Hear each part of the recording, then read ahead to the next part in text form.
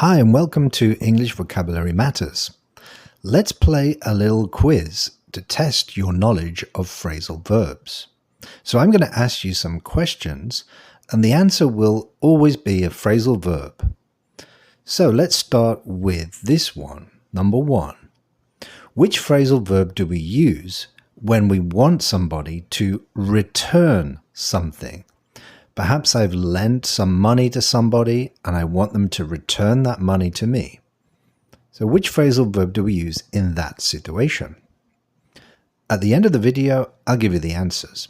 Let's move on to question number 2. Which phrasal verb do we use when we are searching for something or somebody? So this phrasal verb involves 2 parts. Moving on to question number 3.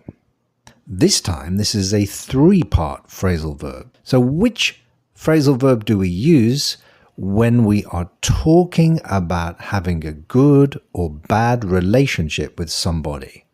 So imagine you have a really good relationship with your boss at work.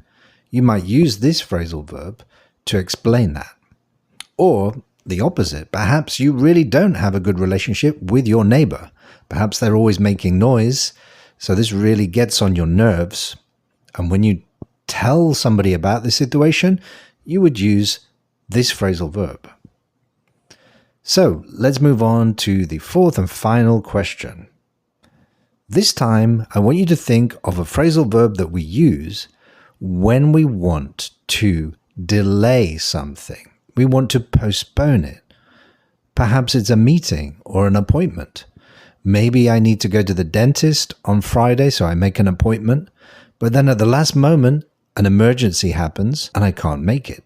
So I call the dentist and I make an appointment for a later date. What have I done? This is a 2-part phrasal verb, and it's also separable, so you can put the object between the verb and the particle. Do you know which one it is? Well, I'm going to reveal all the answers right now. Don't forget to check out my other videos in this series, and I'll see you next time on English Vocabulary Matters.